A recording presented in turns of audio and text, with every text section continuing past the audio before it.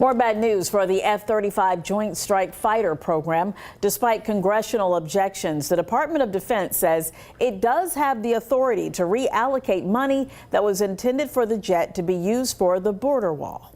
In fact, the Pentagon spokesman made it sound today like the proposal announcement just last week is already a done deal. Military reporter Mike Gooding joins us now with the latest. Mike. Well, Philip and Janet, we are talking here about the plane that's been identified by the Navy, Marine Corps, and Air Force as the fighter jet of the future.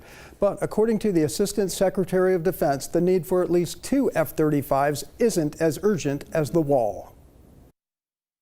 This is a long-standing authority we've had. Assistant Secretary of Defense Jonathan Hoffman said the Pentagon can essentially do whatever it wants with funds that have been allocated by Congress for other purposes, in this case the F-35 Joint Strike Fighter.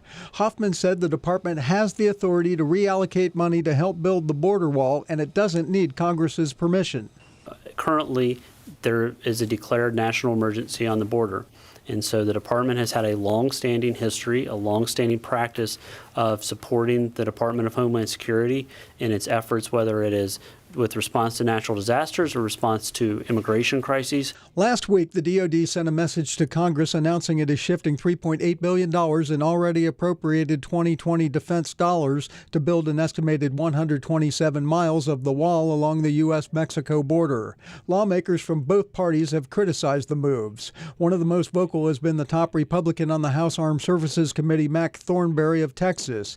He said while the Department of Defense is able to make recommendations in the budgeting process, once appropriation decisions are made, the Department of Defense cannot change them in pursuit of their own priorities without the approval of Congress.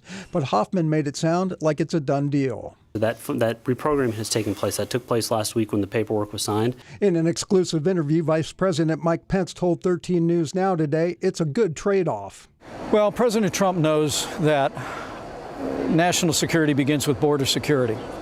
We've made great progress, made historic investments in our border. And it is not just the F-35. Also on the chopping block, 2 V-22 Ospreys, 1 P-8 Poseidon surveillance plane, 4 C-130s, 8 MQ Reaper drones, $194 million in Humvee modernizations, and $650 million in advanced procurement for the America-class amphibious assault ship. Reporting live, Mike Gooding, 13 News Now.